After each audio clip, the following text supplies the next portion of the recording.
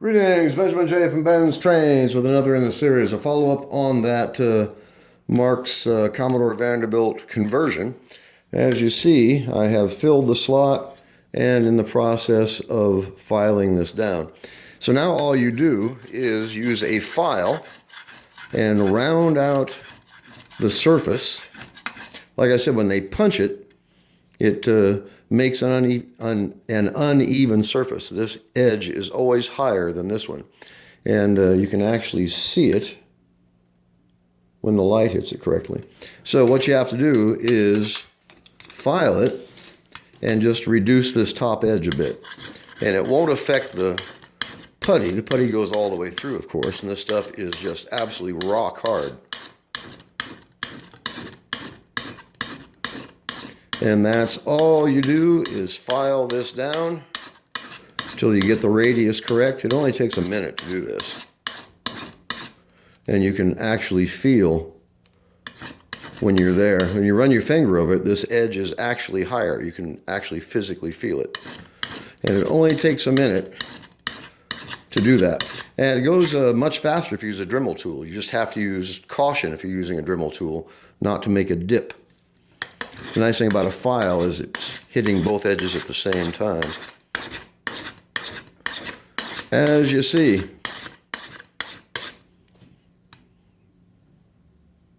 almost there.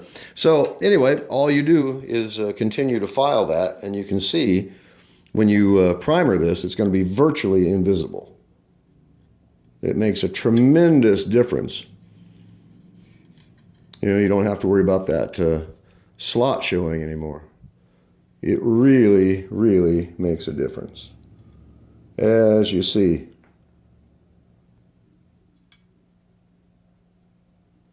So you just file this till it's nice and contoured. And it takes a couple minutes to dress down. It's usually this top edge. And just follow the contour with the file. As you see.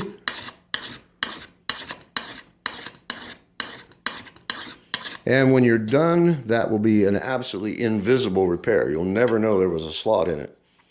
So I'll do this next and go ahead and primer it, and it's ready for paint. So it actually only takes a few minutes to do that. I let this epoxy putty cure all night. And then about, I don't know, maybe 3 or 4 minutes. And rather than filing this when you're getting the mound off of it, just use the edge of the file as a scraper and scrape it away until it comes down flush. And then, like I said, you just correct this radius where they punch that hole. And it only takes a minute to do this. As you see.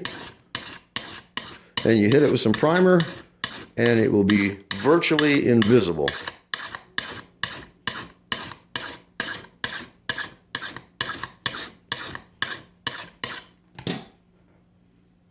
Almost there. There's one high spot I can feel right there. But just wanted to show you the result of filling that slot. As you see, it actually looks fairly decent now. The slot is gone. And like I said, you put first coat of primer on this, it'll be virtually invisible. And then you have your option of painting it whatever color you want. But if you don't strip it first, you're definitely going to see a transition between the original paint and the new paint, unless you really coat this thing with primer. But it's fairly simple to do this. Strip the paint, fill that slot with epoxy putty, fill the hole with epoxy putty, let it cure. I let this cure for about 12 hours. Scrape away the excess, file it till you get a good radius, and then primer it. And then once it's primered, you can see if there's any defects. But in most cases, if you do a careful job of contouring the radius, first coat of primer, let it dry, add a second coat, check for any problems in the steel itself that might need additional primer, and then go ahead and paint it. You can paint it red, white, black, green, yellow, purple, any color you want. That's the neat thing about making a custom locomotive. Excuse me, you can make it virtually any color you want it to be. So I'll do the hole next, get it nice and flat, and it will be ready to primer.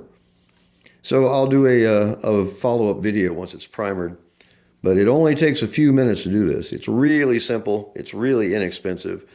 It's really quick. I mean, it only takes literally a few minutes to do that. Most of the time is waiting for the epoxy to cure. Anyway, it's dirty work, but like I said, it's only takes a few minutes to do this. That epoxy putty gets hard as steel. I mean, it gets hard. You can drill it and tap it in a matter of 1 hour. Now, this cured for 12 hours. So, like I said, I'll just finish correcting this radius where they punched the hole through it, and it will be ready to primer. Do the hole on the side, and you will have a virtually invisible repair. Really, really straightforward, really easy to do this, as you see. It only takes a few minutes. It's simple, and it gives you the chance to actually build a custom Commodore Vanderbilt. Like I said, I'm going to take the bezel, fill it full of epoxy. That'll give me a clear lens. The finials, if I paint this black, like I said, I'm going to use textured black paint. That hides all of the problems in these stampings. And the finials will very likely be chrome. So black with chrome, it'll be a good contrast. It'll have a lens in it and a custom Commodore Vanderbilt made out of an old $8 wind-up, something like that. Really simple to do this. So fill that slot, file it down, get your contour correct, and you're ready to primer it. So just a quick follow-up video. As always, if you have any questions, feel free to drop me an email, BENZTRAINZ@gmail.com. And as always, thank you for watching.